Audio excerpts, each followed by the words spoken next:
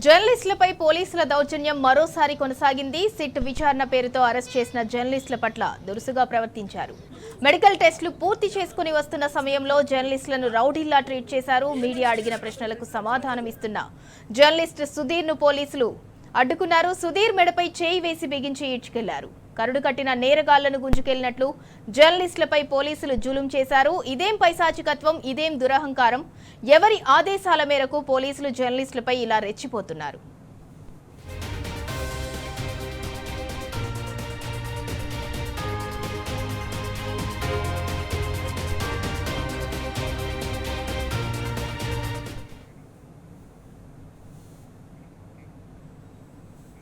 కింగ్కోటిలో వైద్య పరీక్షల అనంతరం ఎన్టీవీ జర్నలిస్టులు దొంతు రమేష్, సుధీర్లను వాహనాల్లో తీసుకెళ్లారు పోలీసులు. వాహనాల్లోకి ఎక్కించేటప్పుడు పోలీసులు కాస్త దురుసుగా ప్రవర్తించారు. నానక్రామ్గూడ మెజిస్ట్రేట్ ముందు పోలీసులు హాజరుపరచనున్నారు. పోలీసులు తనపై అక్రమంగా కేసులు పెట్టారని, వాళ్లకు అనుకూలంగా స్టేట్మెంట్ తీసుకున్నారని మండిపడ్డారు. అక్రమ అరెస్టులపై న్యాయపరంగా కోర్టులో పోరాడుతానన్నారు దొంతు రమేష్.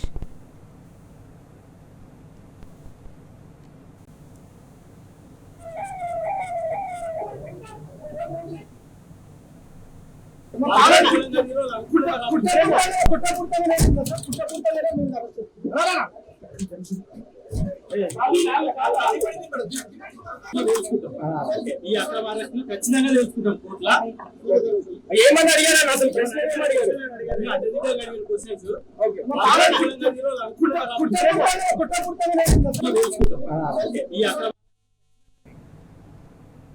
కింగ్కోటిలో వైద్య పరీక్షల అనంతరం ఎన్టీవీ జర్నలిస్టులు దొంతు రమేష్, సుధీర్లను వాహనాల్లో తీసుకెళ్లారు పోలీసులు. వాహనాల్లోకి ఎక్కించేటప్పుడు పోలీసులు కాస్త దురుసుగా ప్రవర్తించారు. ఇదే అంశానికి సంబంధించి మరింత సమాచారం మా ప్రతినిధి అరవింద్ అందిస్తారు. అరవింద్, సింధురా, ఏదైతే పోలీసులు ఇప్పటికే జర్నలిస్టులను అరెస్ట్ చేసిన విషయంలో కూడా అంటే కొంచెం కాస్త దురుసుగా ప్రవర్తించారు. ఏదైతే ఆ హైదరాబాద్ సిసిఎస్ బషీర్బాగ్ ఉన్న సిసిఎస్ నుండి ఇక్కడ నుండి కింగ్కోటి హాస్పిటల్కు వైద్య పరీక్షల అనంతరం కూడా వారిని తీసుకెళ్లడం జరిగింది. అది పోలీస్ వాహనాల్లో కూడా తీసుకెళ్లడం జరిగింది. మరో విధంగా చూసుకుంటే ఇంకొక అంటే ఏదైతే దొంతు రమేష్ను మరొక సుధీర్ను కూడా వైద్య పరీక్షల అనంతరం వాడికి తీసుకెళ్లడం జరిగింది. ఆ నుంచి వైద్య పరీక్షలు చేసిన అనంతరం కూడా మళ్ళీ తిరిగి సిసిఎస్ కూడా తీసుకొచ్చారనే పరిస్థితి కనిపిస్తుంది. మరొక విధంగా చూసుకుంటే ఇక్కడ కూడా భారీగా జర్నలిస్టులు కానీ జర్నలిస్ట్ సంఘాల యూనియన్లు కానీ అందరూ కూడా ఇక్కడ ఉన్నారు. మరొక విధంగా చూసుకుంటే ఏదైతే అక్రమంగా అరెస్టులు సరికావంటూ కూడా ఇప్పటికే జర్నలిస్టులు కూడా తీవ్రంగా మండిపడుతున్నారు. అటు రాష్ట్ర ప్రభుత్వంగా కావాలనే కుట్రపూరితంగానే అక్రమ అరెస్టులు చేస్తున్నారు, అక్రమ కేసులు పెడుతున్నారు అంటూ కూడా ఇప్పటికే తెలిపారు. ఏదైతే జర్నలిస్ట్ అరెస్ట్ అయిన జర్నలిస్ట్ దొంతు రమేష్ గారు కూడా ఇదే తెలియజేశారు. ఏదైతే అక్రమ అరెస్టులు చేయడం సరికాదు, దీనిపైన కూడా అంటే లోపల విచారణలో కూడా అనేక ప్రశ్నలు అడిగారు. అన్ని తిప్పి అడిగిన ప్రశ్నలే ఇదే అడిగారు. వాళ్ళకు అనుకూలంగా స్టేట్మెంట్ రికార్డ్ చేయించుకున్నారనే నేపథ్యంలో కూడా ఇప్పటికే తెలిపారు. ఏదైతే సిపి గారు కూడా ఇప్పటికే సజ్జనార్ గారు కూడా లోపలికి వెళ్తున్నారు. ఇప్పటికే లోపలికి అంటే ఏదైతే విచారణ కోసం అని ఇప్పటికే లోపలికి వెళ్తున్నారు. అది విజువల్ మనం ఎక్స్క్లూజివ్గా విజువల్ చూడవచ్చు. ఇందులో భాగంగా ఏదైతే జర్నలిస్టులను అరెస్ట్ చేసిన నేపథ్యంలో పూర్తిగా ఆ విచారణ కోసం కూడా వారిని లోపలికి తీసుకెళ్ళడం జరిగింది. సిపి గారు కూడా ఇప్పుడు ఇంతకుముందే సజ్జనార్ గారు కూడా లోపలికి తన వాహనాల్లో కూడా లోపలికి వెళ్తున్నారు. లోపల ఏ విధంగా విచారణ చేశారు, అసలు ఏ అంశాలు ఇంకా మరిన్ని అడిగే అవకాశాలు ఉన్నాయి, అసలు ఒక్కొక్కరి పైన కూడా ఇప్పటికీ ముగ్గురిని విచారణ చేశారు. ముగ్గురులో భాగంగా కూడా ఇప్పటికే చారిని కూడా పంపించడం జరిగింది. దాని తర్వాత కూడా ఇద్దరు అంటే ఏదైతే దొంతు రమేష్ గారిని మరియు అలాగే సురేష్ను కూడా విచారణ చేస్తున్నారు. అంటే ఏ కోణంలో కూడా విచారణ చేస్తున్నారన్న దానిపైన కూడా ఇంకా స్పష్టత కూడా రాలేదంటే వారికి కేవలం అనుకూలంగానే విచారణ చేస్తారనే నేపథ్యంలో కూడా ఇప్పటికే దొంతు రమేష్ మీడియా ముందు మాట్లాడారు.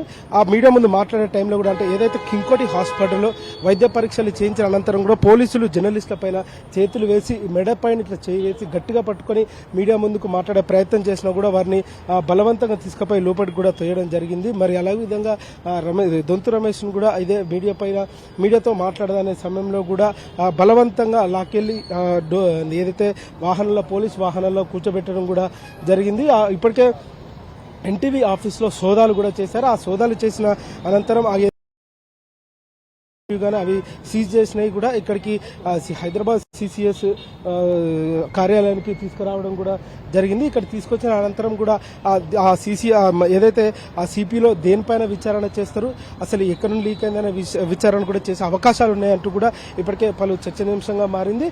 దీనిపైన కూడా జర్నలిస్టు మీడియా ప్రమాదంలో ఉందంటూ కూడా ఇప్పటికే బీఆర్ఎస్ పక్షాన దీని నేతలు కూడా ఇదే తెలిపారు. ఒక దిక్కు ఆ పెన్ను పైన రాష్ట్ర ముఖ్యమంత్రి కూడా గన్ను పెట్టే అవకాశాలు కూడా ఉన్నాయంటూ కూడా ఇప్పటికే తెలియజేశారు. ఎందుకంటే స్వేచ్ఛ హక్కుకు భంగం కలిగించే విధంగా కూడా పోలీసులు జర్నలిస్టుల పట్ల దురుసుగా ప్రవర్తిస్తున్నారు. వారిని కూడా ఏదైతే అక్రమంగా అరెస్టులు, అక్రమ కేసులు కూడా చేస్తున్నారు. గతంలో కూడా అంటే ఏదైతే రేవంత్ రెడ్డి ముఖ్యమంత్రి అయిన తర్వాత కూడా అనేక యూట్యూబ్ ఛానళ్ల పైన కానీ వారిపైన కూడా అనేకమైన కేసులు నమోదు చేయడం జరిగింది, జైల్లో కూడా పంపించడం జరిగింది. పత్రికా స్వేచ్ఛకు అటు మీడియా స్వేచ్ఛకు కూడా భంగం కలిగించే అవకాశాలు కూడా మరింత ఎక్కువగా కనిపిస్తున్నాయి. ఎందుకంటే అంటే ఏదైతే స్వచ్ఛందంగా మాట్లాడే జర్నలిస్టులను కూడా గొంతురొక్కే ప్రయత్నం చేస్తున్నారు. అంటే వారికి అనుకూలమైన వార్తలు రాసిన వారిని, వారికి అనుకూలమైన న్యూస్ ఛానల్ మాత్రమే వారికి సపోర్ట్ చేసిన వారికే ఏమంటలేరు. మిగతా వారి అందరికీ ఎవరైతే ప్రశ్నించే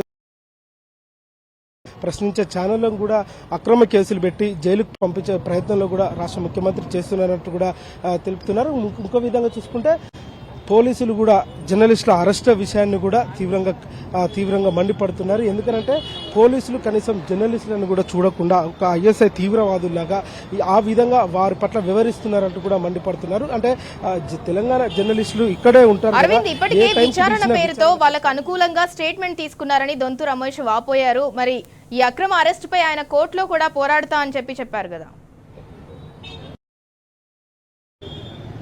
ఏదైతే పోలీసులు కూడా అడిగిన ప్రశ్ననే తిప్పి 3 సార్లు, అంటే ఇది ఎట్లుందంటే ముక్కేడుందంటే చుట్టూ తిప్పు ఇక్కడ ఉందనే విధంగా కూడా క్వశ్చన్లు అడిగినట్టు కూడా కనిపిస్తుంది.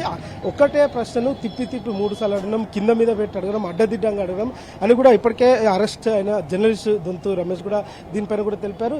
అసలు అవసరం లేని క్వశ్చన్, పనికిరాని క్వశ్చన్ కూడా అడిగి జర్నలిస్టులను కూడా మానసిక వేదనకు గురి చేశారంటూ కూడా ఇప్పటికే తీవ్రంగా ఆయన ఆరోపణలు చేశాడు. మరొక విధంగా చూసుకుంటే జర్నలిస్టుల పట్ల రాష్ట్ర ప్రభుత్వం చేస్తున్న వైఖరిని కూడా తను ఖండించాడు.